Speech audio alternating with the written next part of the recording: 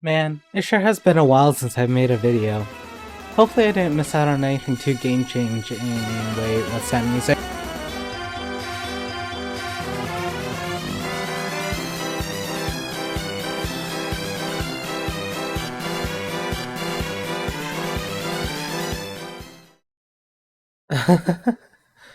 um, anyway.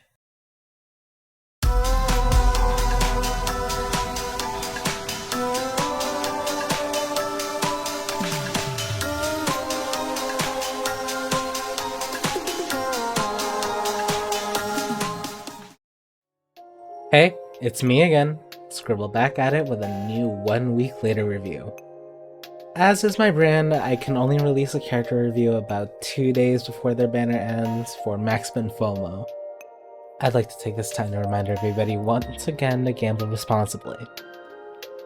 Anyway, today's subject is the artist with a mission as one of the Wings of Magia's Alina Gray. A fan-favorite character from Magia record, her release was one of the more highly anticipated banners of former Magia Exedra, and when she released, people raved at the chance to get her. But is she really all that? Let's dive into her kit and see where she shines. But before that, if you like the video, leave a comment and subscribe if you want to see more content like this. I'm also planning to expand it into Olympus Company kit reviews in the near future. 2 other magical girls that were just released there are calling my name. So if you're interested in that, make sure to catch that video too. Now, onto Alina. Once again, this is all assuming magic level 110 and special level 4, as it's a reasonable amount of investment most players will put into their characters.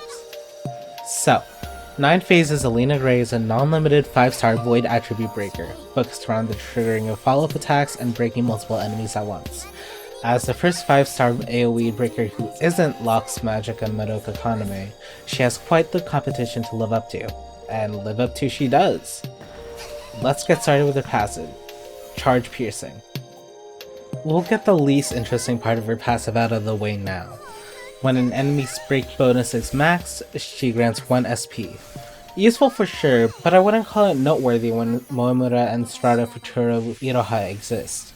Still, if you don't have these two, she makes for a great SP management unit under the right circumstances. But this is still just the least interesting part of her ability. So what about the rest? Well, she's a magic character, which means that her kit will mostly revolve around it. She starts at 0 magic on battle start and has a max cap of 20 magic.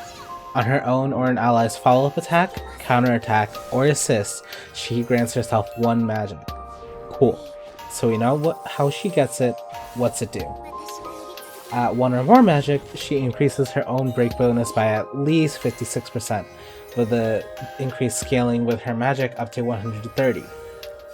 For those of you not in the know, break bonus is the amount the percentage of an enemy goes up after they enter break.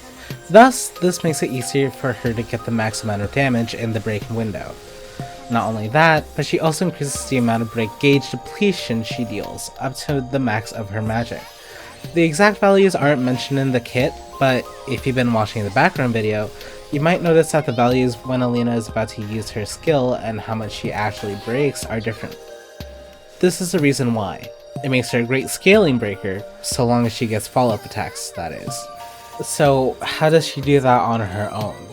Well, that's where her battle skill comes in. Alina Gray's battle skill, Cubist Abyss, deals 128% void damage to all enemies, grants Alina 2 magic, and triggers a follow-up attack. This follow-up attack deals 50% void damage to all enemies, with a 100% chance to weaken the targets for 2 turns, and increases her own speed by 10% for a turn. So, with 1 battle skill, Alina grants herself 3 whole magic.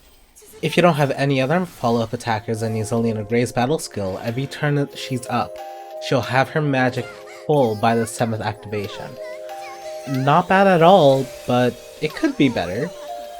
But, I hear you asking, what's Weaken?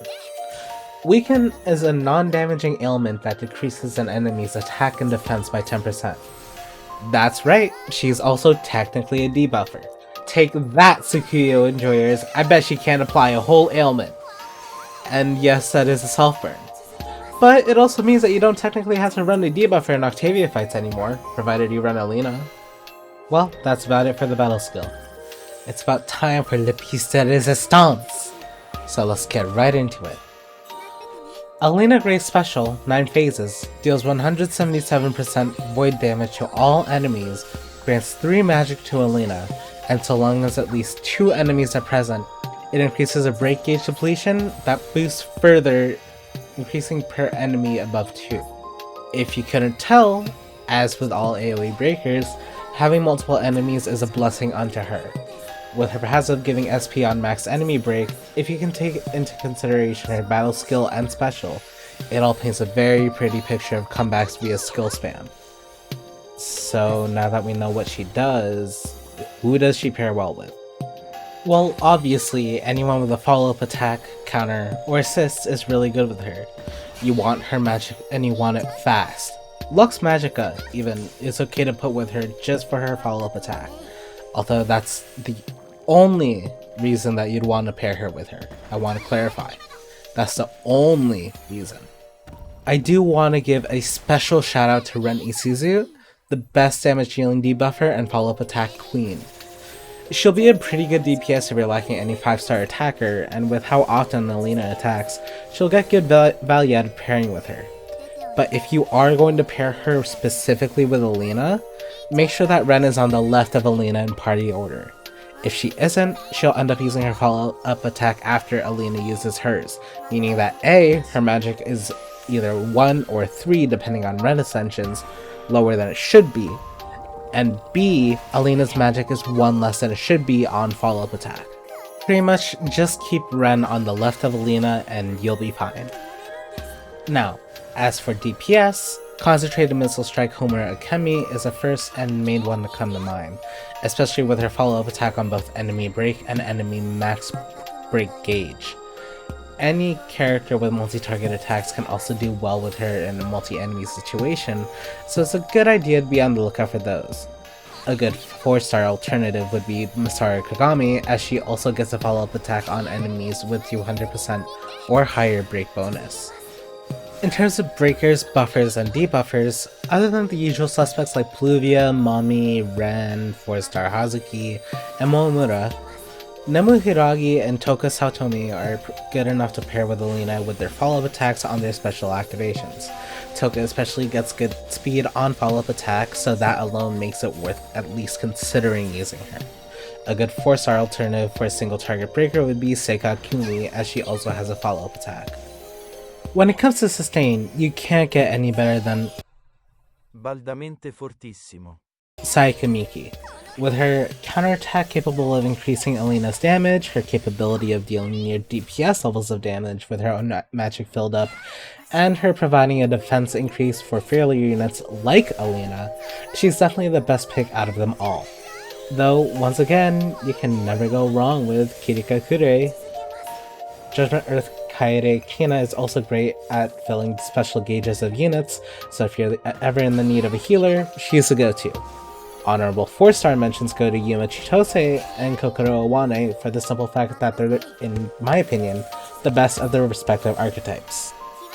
Here is a team that I've been using. You could swap out Murumuru with Toka if you need an extra breaker, or Kaede if you need healing. And here is a theoretical 4-star team with Alina as a star. You won't necessarily get Alina all her magic all at once, but it's still probably good enough to carry you through most contests in the game. So, with all that said, is she worth pulling for? There's 2 things you need to understand before deciding to take the plunge and pull for Alina. The first thing is that she isn't a limited unit. She will come to the standard banner, and with that, every single time you pull, you get a chance to pull her as well. It's not a great chance with how many 5-star standards we're getting, but there's still a chance. The second thing is that Pluvia Magica exists, and as long as specials are important to the game, she will never lose relevance. Now, does that mean that Alina is worthless if you have Pluvia? No. She's a fine unit on her own, and her break gauge depletion can get crazy high. In fact, I would recommend pulling her myself if you don't have an AoE breaker. But if you're considering choosing between saving for a future unit or gambling for her, I probably recommend you save. That's just me. It's your gems, and it's up to you to choose how to responsibly use them. Well, that was a lot. I'd like to apologize once again for a lack of Mabu, Nemu, or Toka review. With life getting in the way, it's been hard to find the time to make these videos. Rest assured though, I'm still challenging myself to at least make these halfway consistent. Making videos is really fun, and I want to keep doing it. Anyway, if you like the video, like the video. I would love to hear your thoughts on Alina, and to hear what other teen comps you think would work well with her. With that, I'll see you all next time. Don't forget to like and subscribe.